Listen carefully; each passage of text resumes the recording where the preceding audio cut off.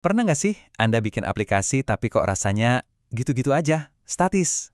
Nah, hari ini kita bakal bongkar rahasia gimana caranya bikin aplikasi jadi hidup. Bisa narik data baru, bisa interaksi sama pengguna, dan selalu kelihatan fresh. Yuk, kita mulai?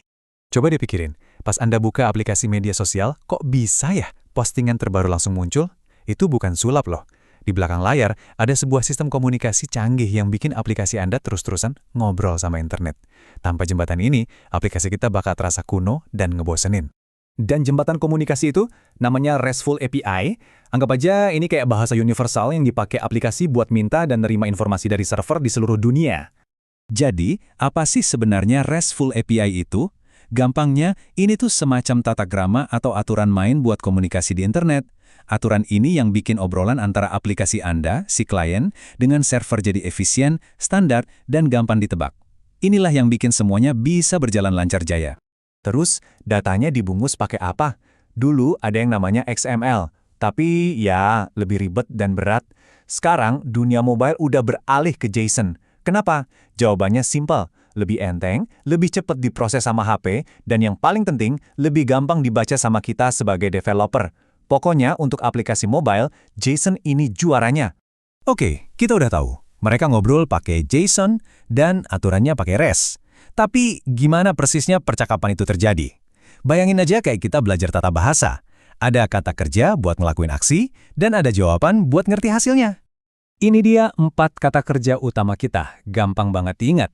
Get itu buat ambil data, post buat bikin data baru, put buat ubah atau update data yang udah ada, dan delete ya buat hapus.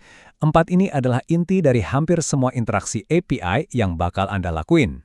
Nah, setiap kali kita ngomong ke server, server bakal ngasih jawaban balik berupa kode status. Ini kayak sinyal cepat. 200 oke, artinya aman, permintaan sukses. 404 not found, ini yang terkenal itu artinya yang dicari nggak ada. Nah, satu lagi yang penting banget, ingat-ingat nih, 201 created. Ini jawaban spesial yang kita dapat pas berhasil bikin data baru. Oke, teori-teorinya udah cukup, sekarang waktunya kita praktek. Kita bakal lihat langkah-langkah konkret untuk mulai nyiapin proyek kita supaya bisa ngobrol sama API. Dan ini dia tujuan akhir kita, sebuah aplikasi simple tapi fungsional bernama Pilem yang narik data film langsung dari The Movie Database atau TMDB. Ini contoh nyata banget gimana API bisa bikin tampilan aplikasi kita jadi hidup dan menarik. Langkah praktis yang pertama adalah nambahin alat komunikasi kita. Di Flutter kita pakai package yang namanya HTTP. Cara nambahinnya gampang, bisa langsung tulis di file pub/spec-yum atau jalanin perintah di terminal. Anggap aja package ini kayak kurir kita, yang bakal nganterin permintaan dan nerima jawaban dari server. Oke, kurir kita udah siap. Sekarang mari kita coba 2 operasi paling umum, ngambil data yang udah ada buat ditampilin dan bikin data baru buat dikirim ke server. Kita mulai dari yang paling sering dilakuin, minta data. Untuk aplikasi film kita, ini artinya kita bakal minta, server, tolong kasih daftar film yang lagi ngetren dong, buat ditampilin di halaman utama. Kuncinya di sini nih, setiap data di server, entah itu film, aktor, atau apapun, punya alamat unik yang disebut URI. Bayangin aja kayak nomor rumah. Jadi kalau kita mau info soal film tertentu, kita tinggal kirim permintaan get ke alamat film itu. Simpel kan? Ngambil data doang kan kurang seru. Aplikasi yang interaktif itu membiarkan pengguna berkontribusi. Nah, disinilah permintaan post berperan. Yuk, kita bayangin mau nambahin ulasan untuk sebuah film. Nah, ini bagian paling krusial dari permintaan post, body atau isinya. Inilah data yang kita kirimkan. Kita harus susun datanya dalam format JSON yang benar, biar server ngerti kita mau kirim apa. Struktur yang tepat, itu kunci utamanya. Ini pertanyaan penting. Oke, kita udah kirim data. Terus, gimana kita tahu kalau server nerima dan berhasil nyimpen data kita? Nggak bisa kan kita cuma berharap-harap cemas?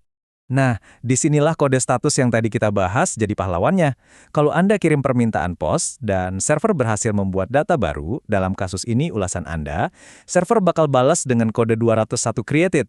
Ini adalah konfirmasi resmi bahwa aksi Anda berhasil. Tentu aja, siklus data nggak berhenti di situ. Kadang pengguna pengen edit ulasan mereka karena ada salah ketik atau mungkin mau menghapusnya sekalian. Yuk kita lihat gimana caranya. Dan ini dia 2 kata kerja terakhir buat melengkapi kemampuan kita. Pakai put buat ngubah data yang udah ada, misalnya pas pengguna mau edit ulasannya. Sementara delete, ya jelas buat menghapusnya. Dengan 4 metode ini, get, post, put, dan delete, kita udah bisa mengelola data secara penuh. Oke, kita udah bahas semua konsep intinya. Sekarang, mari kita rangkum semuanya jadi sebuah cetak biru, sebuah daftar langkah yang jelas yang bisa Anda ikuti buat bangun aplikasi film Anda sendiri. Ini dia rencana aksi Anda. Mulai dari buat proyek baru, lalu dapetin kunci API dari TMDB, itu wajib. Ketiga, tambahin pustaka HTTP yang tadi kita bahas. Setelah itu baru deh kita susun kodenya, bikin model untuk datanya, bangun layanan untuk manggil API-nya, dan terakhir desain layarnya biar cakep. Jadi, ilmunya udah dapat, rencananya juga udah ada, pertanyaannya sekarang bukan lagi gimana cara kerjanya, tapi apa yang bakal Anda bangun. Dengan kekuatan RESTful API, Anda sekarang bisa bikin aplikasi apapun yang benar-benar dinamis dan interaktif. Selamat berkarya!